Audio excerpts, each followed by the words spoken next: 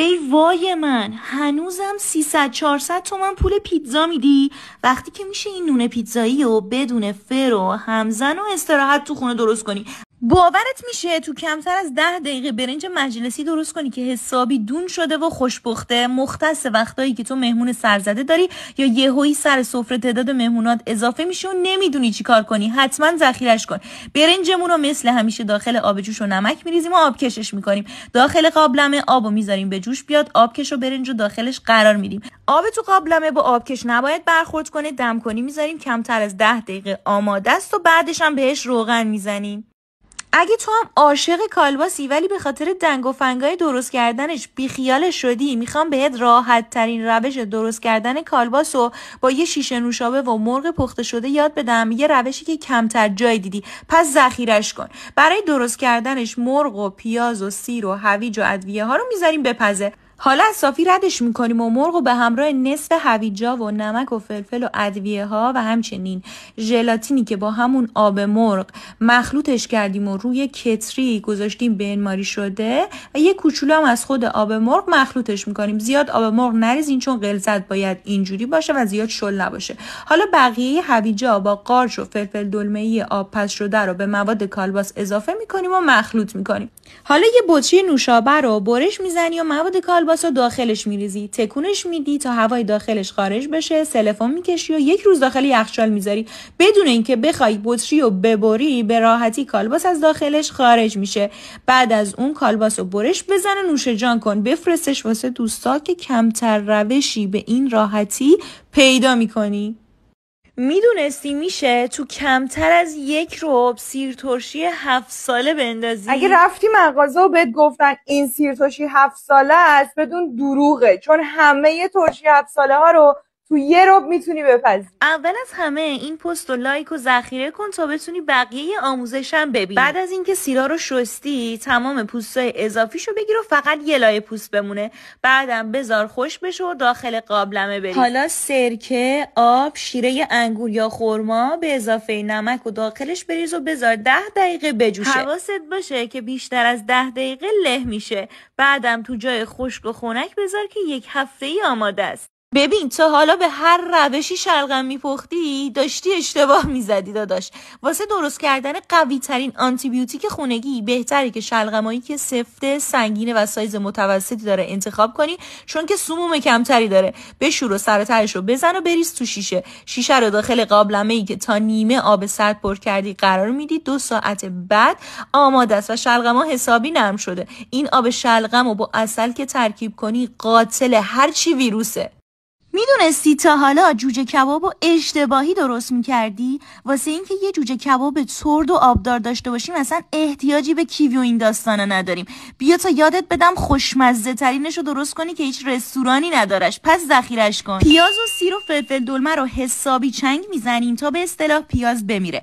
واسه مرغ من از سینه و رون بدون استخون استفاده کردم. همون اول کاری زعفرون رو میریزیم، چون زعفرون اگه داخل مواد ریخته بشه روغن سس اجازه نمیده که رنگ بده. برای سسمون ما سس مایونز، سس فرانسوی، ادویه ها و آب لیمو اضافه میکنیم و هر چی مقدار سس بیشتر، میزان استراحت موادم کمتره. اصلا احتیاج نیست بذاری 24 ساعت داخل مواد بمونه. با این مقدار موادی که بهت گفتم 2 ساعته لذیذترین و خوشمزه ترین جوجه عمرتو خوردی. موقع کباب کردنش هم اصلا عجله نکن و بادش نزن و بذار آروم آروم بپزه. حالا بفرست واسه رفیقای اهل دلت.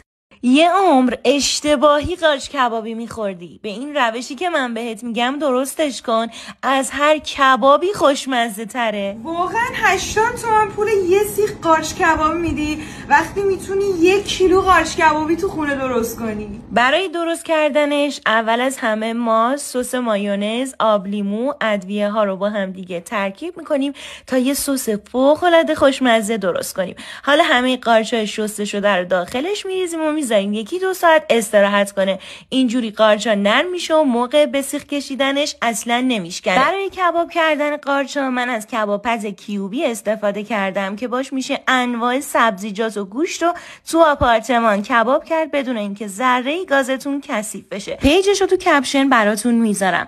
اینم بفرست واسه عاشقان کباب. میدونستی مشکل همه آپارتمان نشینایی که منقل ندارن حل شده؟ اینجوریه که این ظرف آلومینیومی که تو خونه هممون هست و از وسط برش میدیم و روی هر شعله‌ای که خواستیم قرارش میدیم. حالا بادمجون، گوشت، هر چیزی که دوست داری و کباب کن بدون اینکه ذره‌ای گازت کثیف بشه.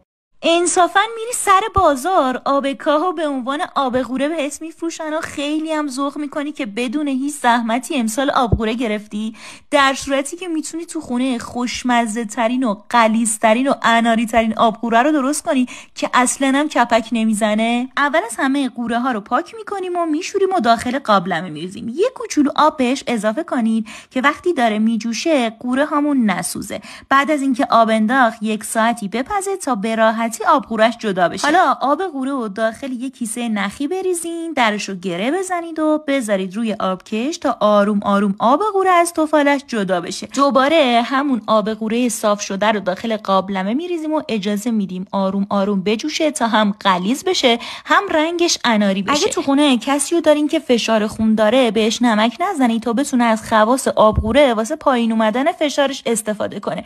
از صافی رد کنید و تو شیشه بریزید و بذاریدش جلوی آفتاب. در روز اول مصرف ممکن است کمی دلدرد احساس کنید، زیرا پاکسازی عمیقی در دستگاه گوارش شما انجام می شود و تمام مواد زائد و مدفوع انباشته شده طی سالها از بدن دفع می گردد. قبل از اینکه نحوه درست کردنش رو بهتون بگم ویدیو رو لایک کنید.